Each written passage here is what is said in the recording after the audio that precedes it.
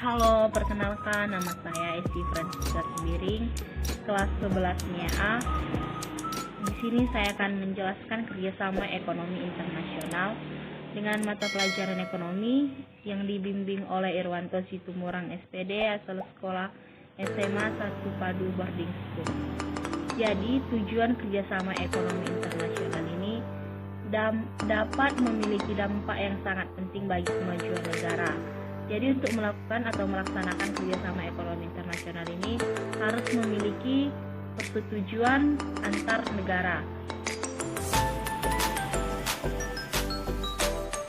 Jadi pengertian kerjasama ekonomi internasional adalah kerjasama yang dilakukan suatu negara dengan negara lain atau dengan beberapa negara, di mana tujuannya itu untuk saling menguntungkan di bidang ekonomi.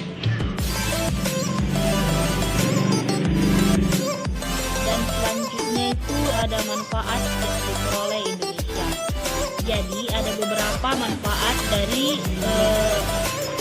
melakukan kerjasama ekonomi antara negara. Yang pertama itu kemajuan perekonomian. Hal ini dapat dilihat dari aktivitas ekspor-impor barang dan jasa. Dan semakin tinggi ekspor, maka devisa negara semakin banyak.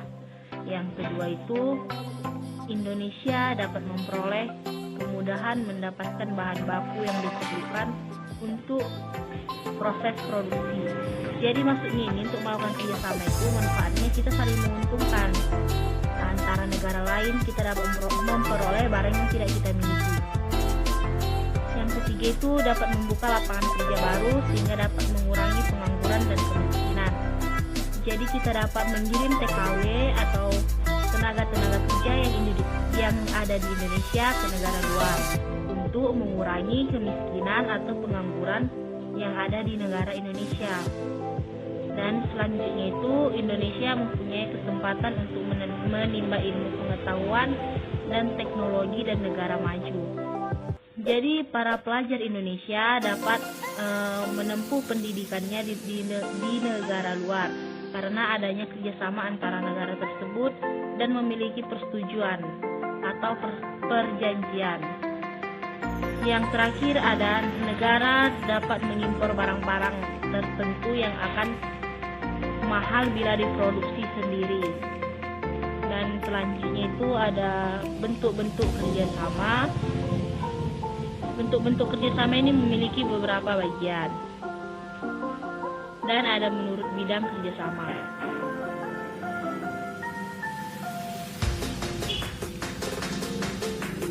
Menurut bidangnya itu ada bidang keuangan.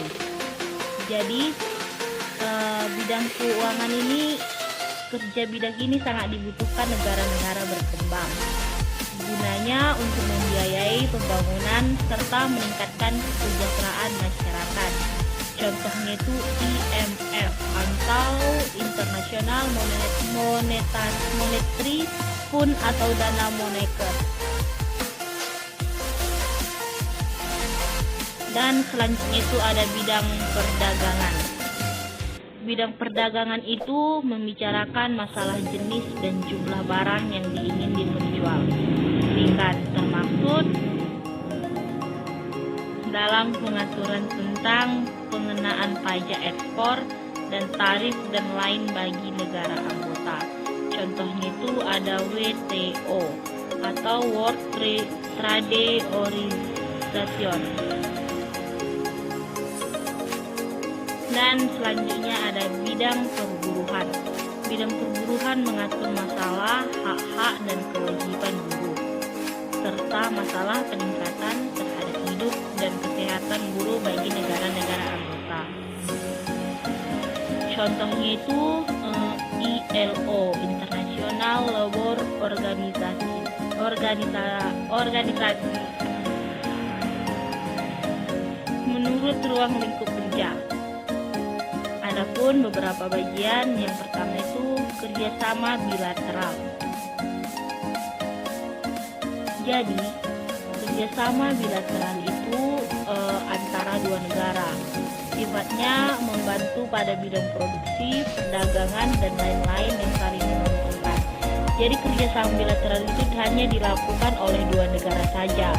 Jadi dia sama-sama saling membutuhkan. Misalnya Korea membutuhkan minyak dari Indonesia, sedangkan Indonesia mengekspor minyak dan Korea mengekspor barang-barang elektronik contohnya. Dan selanjutnya ada ASEAN Economic Community atau disebut AEC. Jadi kerjasama regional. Kerjasama ekonomi di antara beberapa negara yang berada di kawasan tertentu.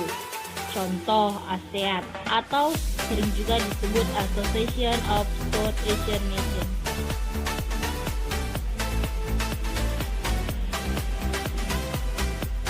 Dan selanjutnya ada kerjasama bilateral. Kerjasama bilateral ini melibatkan banyak negara yang terkait oleh wilayah atau kawasan negara tertentu. Contohnya kerjasama antara ASEAN dan Uni Eropa. Jadi kerjasama itu multilateral ini terdiri atas beberapa negara, tidak dibatasi. Bisa saja kerjasama ini dilakukan oleh negara-negara ASEAN dan sebagainya.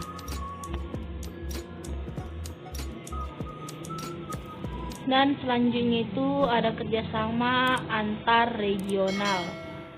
Kerjasama yang dilakukan dua lembaga-lembaga ekonomi regional atau lebih. Contohnya itu kerjasama antara ASEAN dengan Uni Eropa. Jadi kerjasamanya itu hanya dilakukan dengan dua lembaga-lembaga ekonomi, tidak boleh lebih. Dan ada juga yang selanjutnya itu Lembaga Kerja Sama Internasional atau PBB, Perserikatan Bangsa-Bangsa, atau bisa juga disebut dengan UNO, United Nations Organisasi. PBB adalah induk organisasi transnasional. PBB didirikan pada tanggal 24 Oktober 1945. Lembaga-lembaga anggota PBB. Dan selanjutnya ada UNESCO. UNESCO sering juga disebut dengan United Nations Education and Culture Organisasi yang bergerak dalam bidang pendidikan, ilmu pengetahuan, serta mengembangkan warisan budaya dunia. Dan kita masuk ke slide selanjutnya. Ada FAO. FAO itu Food and Agriculture Organisasi. Jadi tujuannya itu untuk menaikkan tingkat nutrisi dan taraf hidup, meningkatkan produksi, proses, dan penyaluran produk pangan dan pertanian, memproduksi pembangunan di pedesaan dan melenyapkan kelaparan. Jadi fungsi dari FAO itu untuk menaikkan tingkat makanan dan yang diproduksi oleh para petani. Yang biasanya yang melakukan itu orang-orang perdesaan, contohnya untuk menanam padi, sayur-sayuran, dan sebagainya. Yang selanjutnya ada ILO atau International Labour Organization yang bergerak dalam bidang perburuhan. Dan selanjutnya itu ada UNDP. UNDP itu organisasi yang memberikan bantuan teknis dan pembangunan bagi negara berkembang untuk memberantas kemiskinan, ketidaksetaraan, serta membantu negara-negara tersebut untuk maju. Selanjutnya itu ada WTO, World Trade Organization, yang bergerak di bidang perdagangan internasional untuk mempertahankan tata niaga internasional dan peraturan perdagangan secara umum. Jadi WTO hanya bergerak di bidang perdagangan. Selanjutnya itu ada UNICEF. UNICEF itu organisasi yang memberikan bantuan untuk kemanusiaan serta perkembangan kesejahteraan anak-anak dan ibunya. Jadi yang kita tahu, organisasi UNICEF ini hanya untuk pelindungan anak-anak. Dan selanjutnya itu ada IMF, itu International Monetary Fund, membantu pertumbuhan ekonomi dengan menyediakan bantuan pinjaman keuangan negara-negara yang mengalami kesulitan dalam neraca pembayaran. Jadi fungsinya ini untuk memberi pinjaman keuangan kepada negara-negara yang membutuhkan pinjaman atau kesulitan untuk membayar. Yang selanjutnya itu ada WHO. WHO itu World Health Organization. Itu badan yang memiliki otoritas pengarahan dan koordinasi bagi kesehatan internasional agar semua orang mencapai tingkat kesehatan tertinggi. Tugas utama WHO yang membasmi penyakit, khususnya penyakit menular yang sudah menyebar luas. Jadi WHO ini menangani semua penyakit-penyakit yang membasmi yang sudah menular luas. Contohnya yang sedang marak-maraknya itu virus corona. Dan selanjutnya itu ada OPEC. OPEC itu organisasi negara-negara pengeksporan minyak. Organisasi ini didirikan atas dengan maksud untuk mengatur produksi dan harga minyak mentah. OPEC didirikan atas prakarsa produsen minyak. Tujuan OPEC itu ada beberapa. Yang pertama itu menyatukan kebijakan perminyakan antara negara-negara anggota, memenuhi kebutuhan dunia akan minyak bumi, dan menstabilkan harga minyak dunia. Menentukan kebijakan-kebijakan untuk melindungi negara-negara anggota. Demikian dari presentasi saya. Jika ada yang kurang lengkap dan kurang jelas, saya minta maaf. Terima kasih.